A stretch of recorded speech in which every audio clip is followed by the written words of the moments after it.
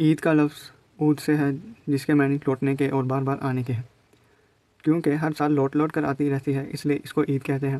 سال بھر میں 2 عیدیں ہوتی ہیں، ایک عید الفطر جو رمضان شریف ختم ہونے کے بعد شوال کی پہلی تاریخ کو ہوتی ہے، دوسری عید الاضحیٰ جو ذوالحجہ کی 10ویں تاریخ کو ہوتی ہے۔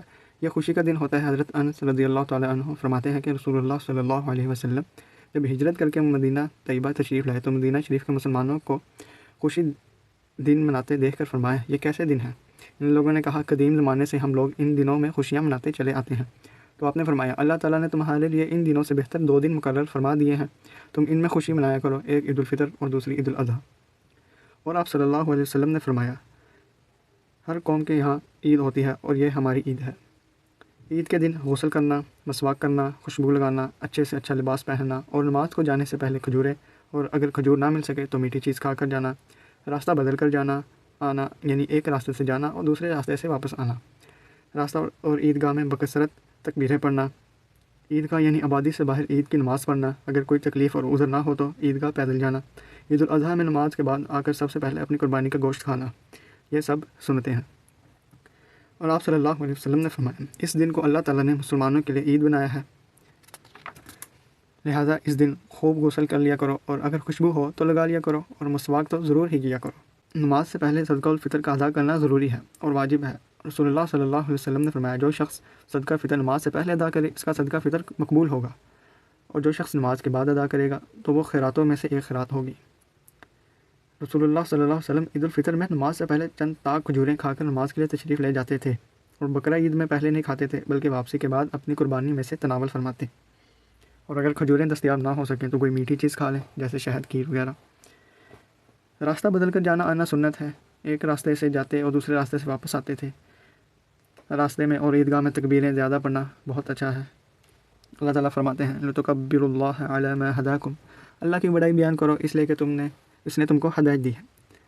حضرت ابن عمر رضی اللہ تعالیٰ عنہ دونوں عیدوں میں زور زور سے تکبیریں پڑھتے تھے، اور ان کے ساتھ اور لوگ بھی تکبیریں کہتے تھے حتیٰ کہ مسجد تکبیروں سے گونج جاتی۔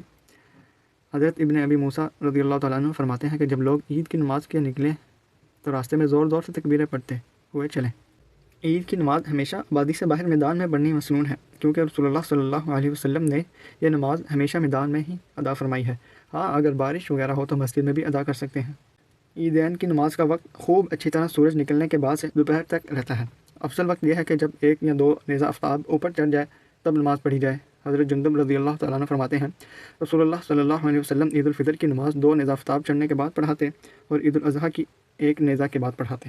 حضرت عبداللہ بن بصر رضی اللہ تعالیٰ عنہ فرماتے ہیں کہ ہم لوگ رسول اللہ صلی اللہ علیہ وسلم کے ساتھ اشراق کے وقت عید الفطر کی نماز پڑھ کر فارغ ہو جاتے تھے۔ عیدین کی نماز واجب ہے یا سنت؟ قرآن و حدیث کے ظاہر لفظوں سے اس کی تاکید زیادہ تاکید ہے، کیونکہ اللہ تعالیٰ فرماتا ہے، فَصَلِّ لِرَبِّكَ، اپنے رب کے لیے نماز پڑھو، اس سے عید الاضحیٰ کی نماز مراد ہے۔ قَدْ أَفْلَحَ مَنْ تَزَكَّىٰ وَذَكَرَ اسْمَ رَبِّهِ فَصَلَّىٰ، یہاں تزکا سے صدقہ فطر اور ذکر اسمہ سے تکبیر اور فصلہ سے عید الفطر کی نماز مراد ہے۔ رسول اللہ صلی اللہ علیہ وسلم نے ہمیشہ ادا فرمائی ہے، زندگی بھر میں کبھی ترک نہیں فرمائی، اور آپ صلی اللہ علیہ وسلم کے بعد خلفائے راشدین نے بھی کبھی ترک نہیں فرمائی۔ اس پر تمام مسلمانوں کا اجماع ہے۔ عیدین کی نماز ہر عاقل بالغ مقیم مسلمان مرد عورت پر فرض ہے۔ عیدین کی نمازوں میں 2 ہی رکھتے ہیں۔ عیدین کی نمازوں کے لیے اذان و اقامت نہیں ہے۔ حضرت جابر رضی اللہ تعالیٰ عنہ فرماتے ہیں، میں نے ہمیشہ رسول اللہ صلی اللہ علیہ وسلم کے ساتھ عید کی نماز بغیر اذان اور اقامت کے پڑھی ہے۔ نماز کی ترکیب یہ ہے کہ صف بندی کے بعد امام اور مقتدی نیت کر کے تکبیر تحریمہ کہتے ہوئے دونوں ہاتھوں کو مونڈوں یا کانوں تک اٹھا کر سینے پر باندھ لیں، اور وہ دعا جو سب نمازوں میں تکبیر تحریمہ کے بعد پڑھی جاتی ہے یہاں پر بھی پڑھیں۔ اس کے بعد امام 7 دفعہ بلند آواز سے اللہ اکبر کہے اور مقتدی آہستہ کہیں۔ ہر تکبیر کے ساتھ رفع الدین کر کے ہاتھ باندھ لیا کریں۔ جب 7 تکبیریں پوری ہو جائیں تو امام تعوذ و بسم اللہ کے بعد زور سے سورۃ فاتحہ پڑھے، اس کے بعد جہر سے سورۃ قاف پڑھے، مقتدی صرف سورۃ فاتحہ آہستہ آہستہ پڑھے، اس کے بعد رکوع و سجدہ کر کے دوسری رکعت کے لیے کھڑے ہو جائیں۔ اب قرات سے پہلے 5 تکبیریں کہیں، ہر ایک تکبیر کے ساتھ رفع الدین کر کے ہاتھ باندھ لیا کریں۔ جب 5 تکبیریں پوری ہو جائیں تو امام زور سے اور مقتدی آہستہ سے سورۃ فاتحہ پڑھیں، اس کے بعد امام سورۃ قمر جہر سے پڑھیں، یا پہلی رکعت میں سورۃ الاعلیٰ اور دوسری میں سورۃ الغاشیہ پڑھے۔ نماز ختم ہو جانے کے بعد امام خطبہ پڑھے جس میں لوگوں کے لیے نصیحت ہو، لوگ نہایت خاموشی سے خطبہ سنیں۔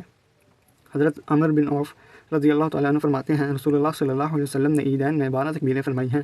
پہلی رکعت میں قرات سے پہلے 7 تکبیریں اور دوسری رکعت میں قرات سے پہلے 5 تکبیریں کہیں۔ رسول اللہ صلی اللہ علیہ وسلم نے فرمایا، عید الفطر کی پہلی رکعت میں 7 تکبیریں اور دوسری رکعت میں 5 تکبیریں، اور قرات دونوں رکعتوں میں تکبیروں کے بعد ہوگی۔ ہر تکبیر کے ساتھ رفع الدین کرنی چاہیے، کیونکہ رسول اللہ صلی اللہ علیہ وسلم نے فرمایا تکبیر کے ساتھ رفع الدین کیا کرتے تھے۔ اگر کسی کو عیدین کی نماز جماعت سے نہ ملے یا بیماری کی وجہ سے عیدگاہ نہ جا سکے تو وہ تنہا ہی 2 رکعت ترکیب مذکورہ بالا کے مطابق پڑھ لے، یعنی جو اوپر بیان کی گئی ہے ترکیب اس کے مطابق 2 رکعت پڑھ لے، مگر تنہا ہونے کی وجہ سے خطبہ نہ پڑھے، اور اگر بہت سے لوگ جماعت سے رہ گئے ہوں تو وہ جماعت سے باقاعدہ نماز ادا کرے اور خطبہ بھی دے۔ عید کی نماز شہری بھی پڑھے اور دیہاتی بھی پڑھے۔ امام بخاری اپنی کتاب صحیح بخاری میں فرماتے ہیں اگر کسی کو عید کی نماز جماعت سے نہ ملے تو اکیلے ہی 2 رکعت پڑھ لے، اور عورتیں بھی جو گھروں اور گاؤں میں ہوں وہ بھی پڑھیں، کیونکہ رسول اللہ صلی اللہ علیہ وسلم نے فرمایا اے مسلمانوں، یہ ہماری عید ہے۔ اور انس بن مالک رضی اللہ تعالیٰ عنہ نے اپنے غلام ابن ابی عتبہ کو زاویہ گاؤں میں حکم دیا، اس نے حضرت انس رضی اللہ تعالیٰ عنہ کے سب گھر والوں اور بیٹوں کو جمع کیا، اور حضرت انس رضی اللہ تعالیٰ عنہ نے شہر والوں کی طرح اسی زاویہ گاؤں میں عید کی نماز پڑھائی اور ویسے ہی تکبیریں کہیں۔ اور اکرمہ رضی اللہ تعالیٰ عنہ نے فرمایا کہ گاؤں دیہات والے بھی عید کے دن جمع ہوں، شہریوں کی طرح عید کی نماز 2 رکعتیں پڑھیں جیسے امام کرتا ہے۔ اور عطا نے فرمایا کہ اگر کسی کو عید کی نماز نہ ملے تو وہ 2 رکعتیں پڑھ لے۔